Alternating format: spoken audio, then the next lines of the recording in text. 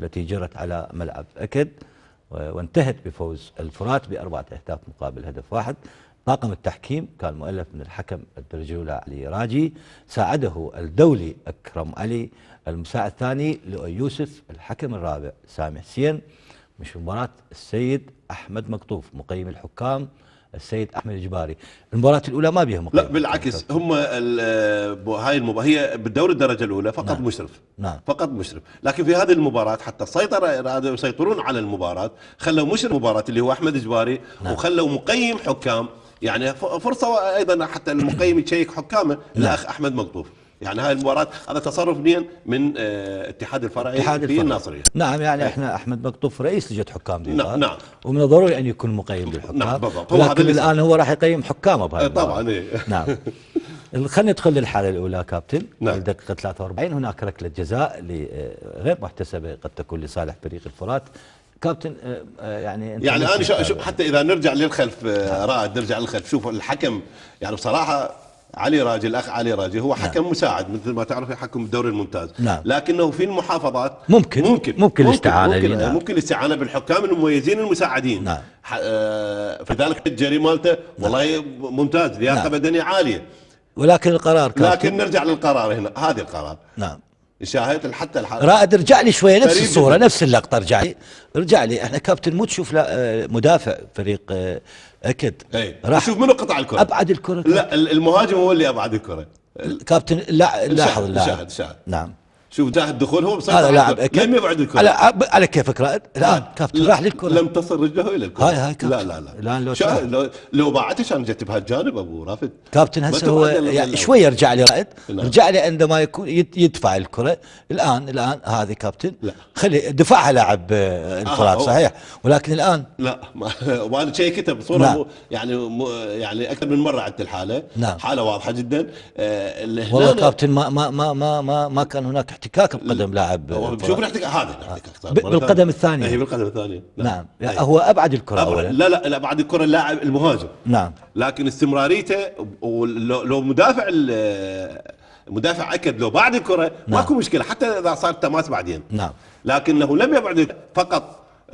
مهاجم الفرات هو اللي ابعد الكره، فصار الاحتكاك بعد ما ابعد الكره المهاجم من قبل المدافع صار الاحتكاك، فلذلك كان يجب عليه ان يصفر او يعطي القرار باحتساب ركله جزاء.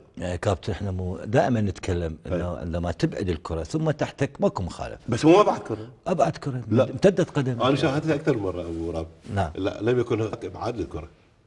لم يكن ابعاد الكره صار من قبل مهاجم الفرات. نعم. زين خلينا نتكلم عن حارس المرمى ايضا. نعم. كابتن ايضا ماكو مخالفه. نعم. هنا الحارس المرمى. نعم. بالنسبه للتجهيزات اكو مخالفه. اولا هو يجب ان يكون لونه مختلف عن لون الحكم. هاي النقطة الأولى. نعم. ألوان القرصان مالته يجب أن القميص مالته يجب أن يكون يختلف عن لون هذا الكم. لا القميص الأساسي أصفر بأصفر تشوف. نعم. إذا لازم يكون لون مغاير بالنسبة للحكم. لا المغاير بالنسبة للحارس لازم يبدل هنا. نعم. زين. الحارس. المهم. نعم. اثنين النقطة الثانية. نعم. ارتداء القميص الحراري تحت القميص الأساسي الأصفر يجب آخر. أن يكون بلون الكم، يعني لون خلينا نقول احنا الردن مالت اللاعب. نعم. الردن هذه اللي تحت لازم يكون اصفر مو اسود. نعم. ايش وقت بالقانون انه اذا كانت هذه الخطوط السوداء يسمح ان يلبس هو نفس لون الكم. نفس لون الكم. هسه صحيح ام غلط؟ لا خطأ. يجب ان يكون اصفر. هاي النقطة. بالنسبة للشورت. النقطة الثالثة السروال الحراري ايضا يجب ان يكون نفس لون الشورت او نفس لون الحافة السفلى بالنسبة للشورت. يجب ان تكون حافة سوداء حتى ممكن لو الحافة سوداء. نعم. كان يسمح للحارس بارتداء هذا السروال. نعم. احنا بصراحة يعني كنا نشيك مثلا نقول هذا يعني اكو بيهم شو يقولون مثلا من حق الحارس يرتدي ملابس يسمونه سروال كامل. نعم. من حقك سروال كامل. نعم. يعني فوق الشورت مو تلبس سروال وفوق الشورت. نعم. وبغير لون. نعم. لا ما يجوز. اذا كان بدله كامله تلبسها ما. نعم. بالايام البارده بالايام المطر هذا ممكن. نعم. لكن بهذه الحاله يجب ان يكون السروال نفس لون الشورت او نفس اللون. نعم. الحافه السفلى بالنسبه للشورت. نعم. يعني احنا ايضا نتكلم يعني بعض الاحيان ليس من المفترض بالنسبه لطاقم التحكيم، يعني خليه ينتبه الاخ المشرف مقيم الحكام حكام، لا هذا شغل حكام، هو شغل حكام. ايه؟ بس يعني اذا قد تكون تفوتهم يعني شويه ايضا تكون ملاحظه من مشرف اكيد المباراة. ينبههم، ما في شيء. لانه مشرف المباراه يتواجد في نعم قبل بالضبط. المباراه. ايه. نعم. حاله اخرى الدقيقه 51 هنا عندنا المباراه توقفت لمده 4 دقائق وهو وقت لا طويل. هاي نعم. قبل المباراه في هذه الحاله احتساب ركله مرمى.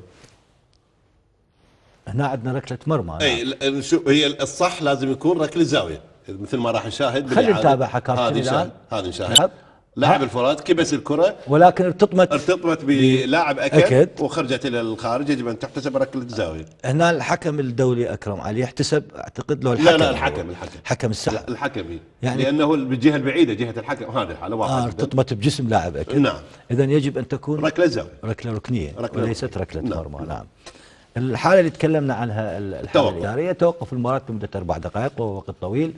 خلينا نتابع التوقف هذا ولماذا هذا التوقف وما الاسباب. يعني احنا دائما اشدنا بالجمهور وبميدان اللعب وبالملعب بشكل عام، ولكن بعض الحالات اللي قد تكون هذه غير إيجابية. يعني مع الاسف يعني هذه توقفت المباراه ابو رافد لانه جمهور رمى العاب ناريه بكثافه. نعم.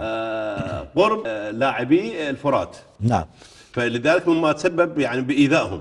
فلذلك اذا نشاهد بالشوط الثاني تحولت مصاطب اللاعبين الاحتياط الى الجهه الثانيه. هي اساسا النقطه الاولى دائما بالملاعب الملاعب المعتمده تكون مصاطب الفريقين ومقصوره الحكم الرابع بجهه المقصوره. هاي جهه مو جهه مقصوره. يجب اساسا ان تكون هي بالجهه الثانيه. مثل ما شاهد يعني هاي الجهه مو مقصوره. حتى دائما نقول الفريق الضيف وين يقعد؟ على يمين المقصوره. نعم. والفريق المضيف نعم هاي موجوده هاي ثابته رسميا. اذا هنا الملعب هو اساسا المفروض هذه تنقل. نعم. ايضا نوجه يعني نصيحه لاخواننا باتحاد الفرع بالناصريه بانه تنقل هذه المصاطب الى جهه. تكلمنا انه هذا فرصه لجمهورنا جمهور المحافظات ان تكون هذه المباريات على ملاعبهم، ان يكون هناك نقل تلفزيوني، ولكن دائما يجب ان يتمتع الجمهور بالروح الرياضيه وان يتمتع بكره القدم بدلا من رمي الحالات الغير مرغوب بها او الحالات الممنوعه في الملاعب. وهذا مثل ما تابعنا انه توقفت المباراه لمده 4 دقائق. نعم. حاله اخرى كابتن الدقيقه 79 هنا مخالفه قد تكون غير مكتسبه لصالح فريق، يا ريت نتابع لصالح الفرات. نعم. هذه الحاله هنا نشاهد يعني احنا راح نشوف الحاله مره. نعم. نتابعها. نعم. لانه اللاعب هنا الحكم كان قريب. نعم. وحتى يعني كانت الدخول على اللاعب بهذه الطريقه. نعم. خلينا نتابعها مره اخرى كابتن. نشاهد. يمكن حتى عندنا يمكن لا قريبه لهذه الحاله. يعني تلاحظ كابتن الان يعني اللاعب من اجى بهالسرعه. لاعب اكد. رجع لي بها مدافع اكد. نعم. الان الكره راح نتابعها.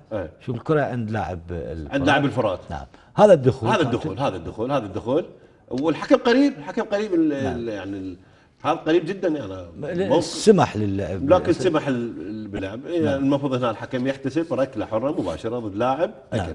يعني بغض النظر عن النتيجه. لا احنا اكو مخالفه يجب ان تحتسب. المخالفه موجوده احتسبها، ما موجوده استمرار لعب. فلذلك كان يجب ان يصبر على مخالفه ضد لاعب اكيد. اذا مخالفه غير محتسبه. نعم. حاله اخرى الدقيقه 82 هنا عندنا قرار مميز للحكم بإشهار البطاقة الصفراء، لأنه بعد تسجيل الهدف ماذا حدث وماذا فعل اللاعب؟ نعم. خلينا نتابع كابتن. هنا سجل هدف.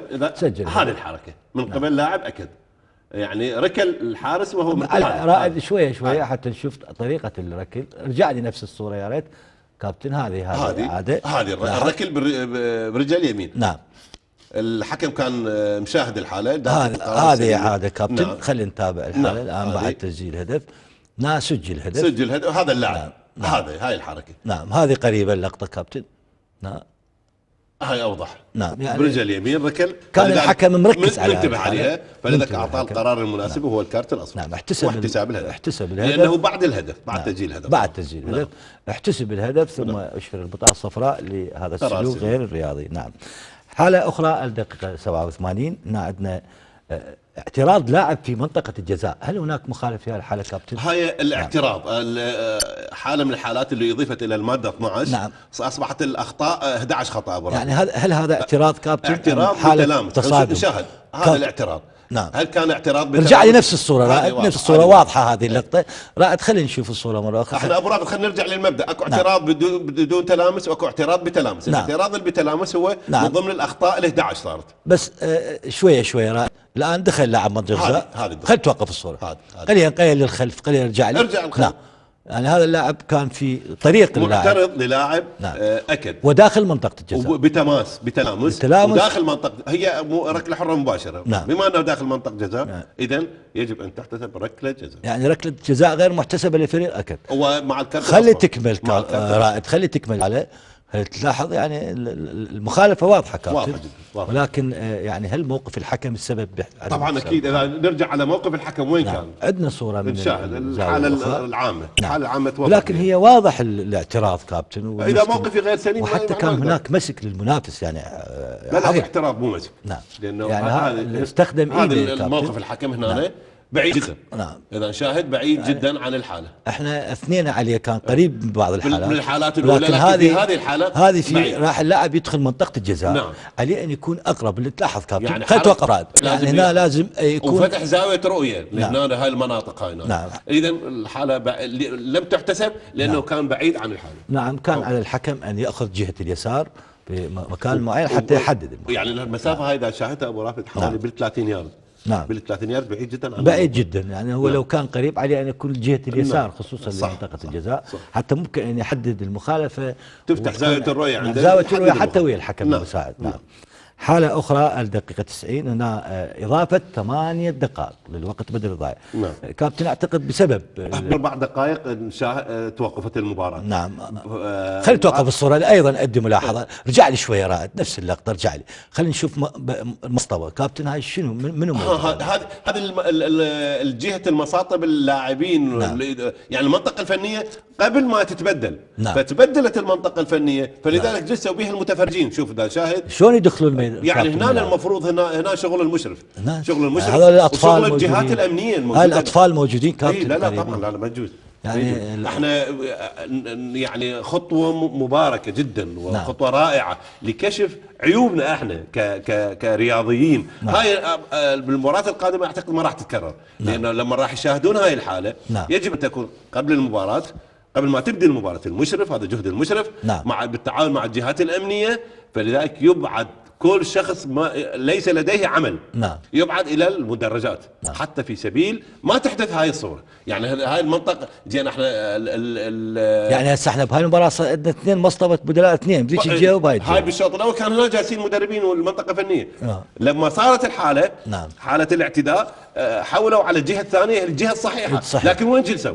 وين قاعد؟ هنا على الرصيف قاعد. ما اعرف يعني شوف، يعني المساطب باقيه نفسها. نعم. كان من بدايه المباراه او قبل بدايه المباراه هاي المساطب تنقل الى الجهه الثانيه وتبتدئ المباراه. نعم. احنا هاي نصيحه للاتحاد الفرعي. نعم. مشاهدي الكرام وحتى الاخوان في ذي قار، ليس القصد أن نكشف الأخطاء، ولكن لا تصليح الملاحظات مهمة في سبيل سيكون هناك نقل آخر إن شاء الله لبعض المباريات حتى نستفيد من الحالات التنظيمية، لأنه ملعب ممتاز أبو رافد. ملعب مميز بصراحة. نعم. يعني احنا ما كان يعني نشوف هاي الأمور. نعم. شغلات بسيطة. نعم. مشرف مع التعاون مع الجهات الأمنية. نعم. يتنظم الملعب خصوصا الملعب بسياج أمني. بسياج أمني موجود. فممكن أن ينتقل الجمهور وهذا اللي متواجد في ميدان اللعب ينتقل للمدرج بجهود الإخوان رجال أمن الملاعب.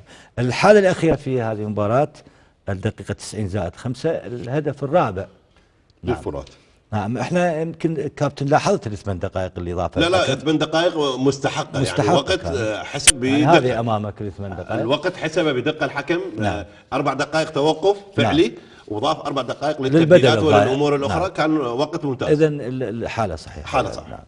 اخر حالة هي مثل ما تكلمنا الدقيقة 90+5 نال الهدف الرابع لفريق الفرات والفوضى اللي حتت بعد. الكابتن تكلمنا على التنظيم. صحيح لا يوجد فيه شيء. التنظيم. نعم. هي شغله تنظيميه. نعم. نعم. مثل ما راح نشاهد هنا. نعم. هذا الهدف الرابع. يعني هذا الهدف. نتوقف هنا. هذه اللقطه.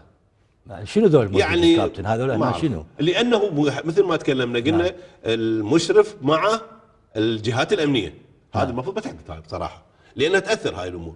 يعني تنظيم ملعب ممتاز، يعني ملعب على رائع، الحكم ملعب رائع. كابتن على المشرف ان يوقف المباراه طبعاً. ويبعد كل هذا. لا هاي قبل ابو رافد قبل يعني حتى المباراة. لو كان دقيقه 90 زائد 5 ابو رافد قبل المباراه هاي حتى يحسمها يعني ملعب لا هي بدت بشكل افضل. بحاجز امني موجود ممتاز. نعم. ابعد ما بقي اي شخص، ما اي شخص ما يبقى هنا داخل الملعب، ما عنده عمل، ليش ابقي؟ نعم فوضى كابتن، فوضى مثل ما طبعاً. تلاحظ فوضى، وللاسف يعني هسه احنا هذول خلطت بين البدلاء بين ما تعرف المدربين. منه نعم. هي هاي المشكله، يعني شغله اداريه يجب ان يكون تنظيم حاضر قبل بدايه المباراه، قبل ساعه وساعتين. يعني حتى الحكم كابتن لا ليش ما الحكم شو يسوي ابو؟ يعني يوقف المباراه. الحكم بالنسبه هنا هو هي تقريبا منتهيه، حتى اذا وقف المباراه ماكو مشكله، يوقف المباراه اذا حس بانه اكو تجاوز. كابتن دقيقه 90 زائد 5 واحنا نعم. ضايفين 8 دقائق يعني 8 تستمر نعم. لل 98. نعم. فمعناتها يجب ان يكون هناك ابعاد. طبعا لازم يبعد كل الاشخاص الموجودين. بس هي شغله اساسا من البدايه ابو رافد قبل المباراه